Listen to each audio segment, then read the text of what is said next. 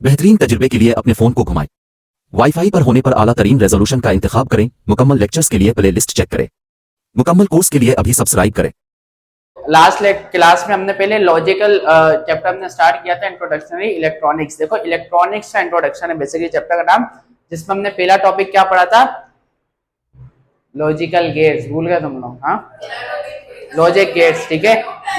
जिसमें हमने एंड और नॉट और हाँ नॉर और नैंड गेट, 5 गेट्स पढ़ाए थे। वैसे एक्सोर और एक्सनोर भी होता है, वो आपके टॉपिक में नहीं। अच्छा देखो, ये हमारे पास इंट्रोडक्शनरी क्लास यानी कि इस चैप्टर का इंट्रोडक्शन है। यानी कि जो पहले जो छोटे छोटे जो आपके पैराग्राफ लिखे होते हैं उसमें क्या बातें लिखी हैं वो कुछ समरी है, मैं आपको बता रहा हूँ। पेपर के लिहाज से इसमें कुछ इंपॉर्टेंट नहीं है, ना ही इसमें कुछ याद करना है, बस समझने के लिए वीडियो देख लें। अच्छा, ये समझोगे नहीं तो आगे वाली समझ में नहीं आएगी, तो देख इंपॉर्टेंट भी है मगर याद नहीं करना है इसको, ठीक है। तो इंट्रोडक्शन क्लास है। तो देखो इलेक्ट्रॉनिक्स होती क्या है, स्टार्ट कर दो, तो बड़ा इंटरेस्टिंग टॉपिक है, तो समझ लो ताकि आगे वाले टॉपिक्स भी आसानी से समझ में आए। अच्छा देखो, 18वीं सदी का एंड हो रहा था, 1897 में हमारे पास इलेक्ट्रॉन डिस्कवर होता है, ठीक है। पहले हम क्या समझते थे कि हमारे पास सबसे छोटा पार्टिकल कौन सा है? एटम है, ठीक है। मगर फिर हमें पता चला कि भाई एटम नहीं, एटम के अंदर जो है, अगर एक एटम है, बीच में न्यूक्लियस है और यहाँ पर इलेक्ट्रॉन भी क्या कर रहे हैं हमारे पास? रिवॉल्व कर रहे हैं। तो हमने इलेक्ट्रॉन को डिस्कवर किया। अच्छा, उसी सन में या उसी के 1-2 साल आगे पीछे हमारे पास वैक्यूम ट्यूब डिस्कवर हुई। अब वैक्यूम ट्यूब क्या होती है? देखो, एक ट्यूब होती है शीशे की बनी हुई, ट्यूब होती है, समझो। उसके अंदर से हम सारी गैस निकाल लेते हैं और उसमें से फिर हम करंट को पास करने की कोशिश करते हैं, जो उसके अंदर गैस मौजूद होती है उसके थ्रू। तो जब हमने वैक्यूम ट्यूब डिस्कवर किया, साइंटिस्ट ने बनाई, तो हमने डिस्कवर किया कि हम इलेक्ट्रिकल सिग्नल को एम्पलीफाई किया जा सकता है। एम्पलीफाई से क्या मुराद है? लेट सपोज कोई भी इलेक्ट्रिकल सिग्नल है, यानी कि एक आवाज है, यूं समझो। लेट सपोज हमने आवाज रिकॉर्ड की, अब वो आवाज की साउंड कितनी है? इतनी सी, यानी कि सिग्नल कितना है हमारे पास? ये हमारे पास सिग्नल है। मगर अभी तक हमारे पास कोई ऐसी टेक्नोलॉजी नहीं थी कि हम इस आवाज को तेज करके सुन सकते हैं, यानी कि हम एम्पलीफाई कर सके। आवाज से, एक सिग्नल से मुराद है मेरी, ठीक है, आवाज एक सिग्नल है, साउंड। तो हम क्या कर सकते थे? अब वैक्यूम ट्यूब, तो इसको, इस वाले सिग्नल को इसमें एम्पलीफाई किया जा सकता था, यानी कि बड़ा किया जा सकता था, तेज किया जा सकता था, हर किस्म का इलेक्ट्रिकल सिग्नल, ठीक है, बाय यूजिंग वैक्यूम ट्यूब। अब जब ये इन्वेंशन हुई 18 सेंचुरी के लास्ट में, या नहीं, 19 सेंचुरी इंटर हो रही थी, 18 सेंचुरी में 3 साल रहते थे। अब हमारे पास इलेक्ट्रॉन भी आया, फिर हमारे पास वैक्यूम ट्यूब भी है, फिर हमने एक नई चीज सीखी कि भाई इलेक्ट्रिकल सिग्नल को तो हम एम्पलीफाई कर सकते हैं और बहुत सारे और काम भी कर सकते हैं। तो हमारे पास एक नई चीज इजाद हुई जिसको हमने नाम दिया इलेक्ट्रॉनिक्स।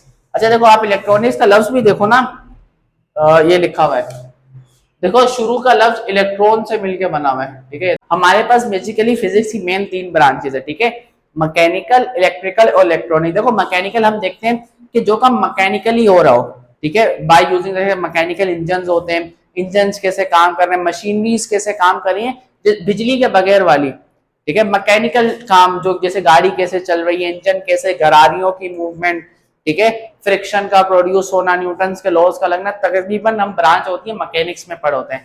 इलेक्ट्रिकल क्या है कि करंट का फ्लो, करंट कैसे चल रहा है हमारे पास, ठीक है, कब करंट ज्यादा हुआ, कब कम, करंट कैसे डिस्ट्रीब्यूट होता है, इस सारी चीजों को हम इलेक्ट्रिकल पढ़ते हैं। और इलेक्ट्रॉनिक्स बेसिकली इलेक्ट्रिकल अप्लायंसेस के ऊपर मेजरली इलेक्ट्रॉनिक्स का बहुत बड़ा हाथ है, ठीक है।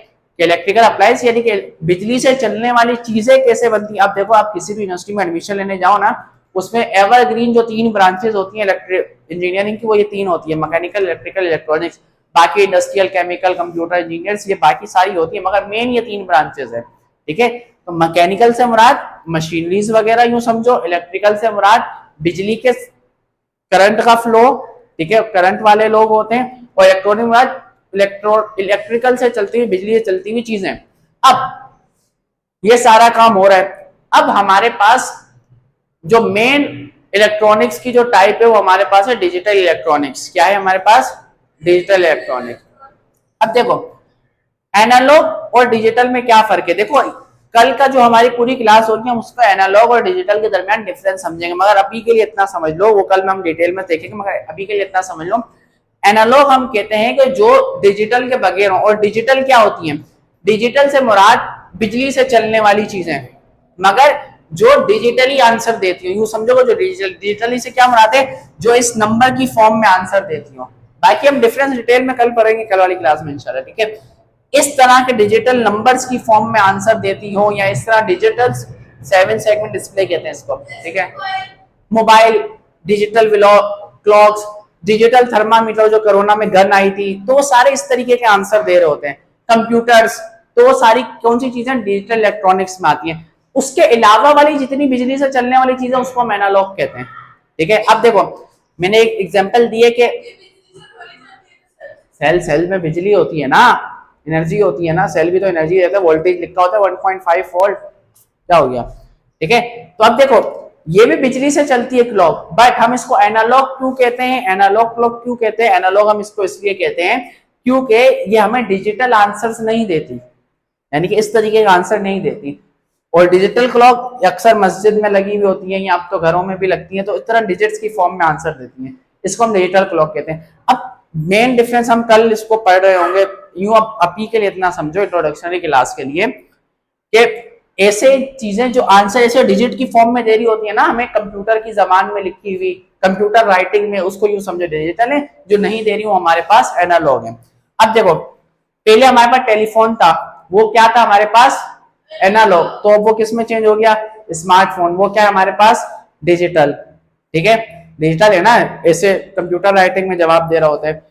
पहले हमारे पास फिल्म कैमरा था, यानी कि वो जो कैमरा आपने देखा होगा, उससे पहले जब सिनेमा नहीं आना तो पर्दे के ऊपर फोटोग्राफर यूं करके तस्वीर लेता था, फिर यूं निकालता था, फिर वो प्रिंट आता था, वो एनालॉग था हमारे पास, ठीक है।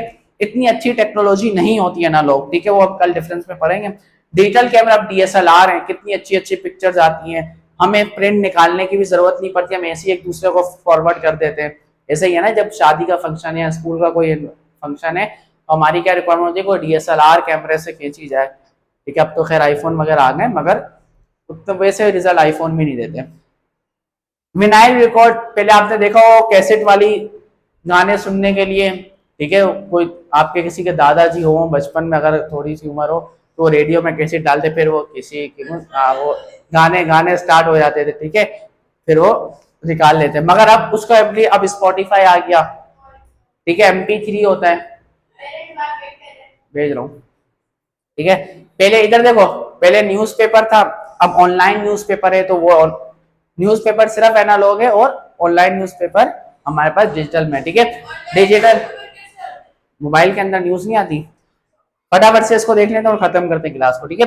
डिजिटल इलेक्ट्रॉनिक्स से फायदे क्या हैं, आसान स्टोरेज होती है, ठीक है, यानी कि आप ज्यादा डेटा चीजें स्टोर कर सकते हो, आप मोबाइल में कंप्यूटर में ज्यादा चीजें स्टोर करते हो।